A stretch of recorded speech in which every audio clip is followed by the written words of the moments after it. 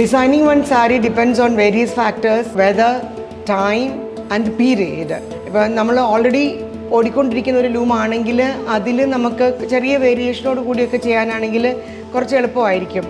അല്ല അതിൽ ഇപ്പോൾ വേറെ കളറാണെങ്കിൽ നമ്മുടെ കളറിലേക്ക് മാറ്റണമെങ്കിൽ ആ 3-4 സാരി വീവ് ചെയ്ത് കഴിഞ്ഞേ നമ്മുടെ കളറോ ഡിസൈനോ കയറ്റാൻ നോക്കും.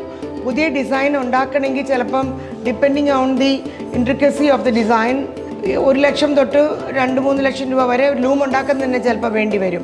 അല്ല സിംഗിൾ ടോൺ ആണ് ഓടുന്ന ഡിസൈൻ ആണെങ്കിൽ എളുപ്പമുണ്ട്. പുതിയൊരു ഡിസൈൻ ക്രിയേറ്റ് ചെയ്യുകയോ അല്ലെങ്കിൽ മൾട്ടി വേണമെന്ന് പറയുകയാണെങ്കിൽ ഓടുന്ന ഡിസൈൻ ആണെങ്കിൽ നമുക്ക് സമാധാനമുണ്ട്.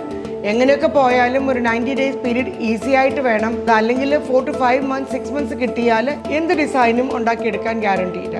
ഓരോ ഇഴയായിട്ട് എടുത്ത് നെയ്താണ് ഒരു സാരി വരുന്നത്. ആ സാരിയോടുള്ള റെസ്പെക്റ്റബിലിറ്റി ഉണ്ടെങ്കിൽ മാത്രമേ ഫ്യൂച്ചറിൽ ഈ കല നമ്മുടെ കൂടെ നിൽക്കൂ. അതിന് ഓരോ സാരിയെയും ദൈവത്തെ പോലെ റെസ്പെക്റ്റ് ചെയ്യുക. അത് എത്ര ചെറുതായിക്കോട്ടെ, എത്ര സിമ്പിൾ ആയിക്കോട്ടെ, അതിൻ്റെ പുറകിൽ ഒരു കുടുംബം തന്നെ ജോലി ചെയ്തിട്ടുണ്ട്. സോ ഇത്ര വലിയൊരു ആർട്ട് ഫോമാണ്. ഇന്ത്യയുടെയോ സൗത്ത് ഇന്ത്യയുടെയോ തമിഴ്നാടിൻ്റെയോ മാത്രമായ ഒരു ദൈവിക കലയാണ്. ഇതിന് ഈക്വലായിട്ട് വേറെ ഒന്നുമേ ഇല്ല.